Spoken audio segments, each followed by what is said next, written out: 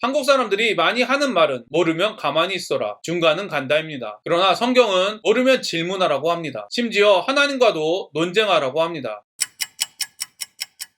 안녕하세요. 바이블 TMI의 마카리오스입니다. 오늘 본문은 열왕기상 18장 16절부터 29절입니다. 오늘 말씀은 엘리야가 갈멜산에서 바알과 아세라 선지자들과 850대 1로 싸운 가장 유명한 사건에 대한 이야기입니다. 오늘 말씀을 통해 교회의 연합, 진정한 믿음, 하나님 앞에 정직하다라는 의미에 대하여 한번 깊이 성찰하는 시간이 되기를 바랍니다. 오바댜가 가서 아합을 만나 그에게 말하매 아합이 엘리야를 만나러 가다가 엘리야를 볼 때에 아합이 그에게 이르되 이스라엘을 괴롭게 하는 자여 뭐냐? 그가 대답하되 내가 이스라엘을 괴롭게 한 것이 아니라 당신과 당신의 아버지의 집이 괴롭게 하였으니 이는 여호와의 명령을 버렸고 당신이 바알들을 따랐음이라. 최근에 한국 정치를 보면 보수와 진보의 세력 간에 엄청난 갈등이 있습니다. 보수 정부와 진보 야당은 서로가 나라를 망하게 한다고 주장합니다. 이는 나라를 사랑하는 기준과 방법이 서로 다르기 때문입니다. 오늘 말씀을 보면 엘리야와 아합은 서로 이스라엘을 괴롭히는 자라고 말하고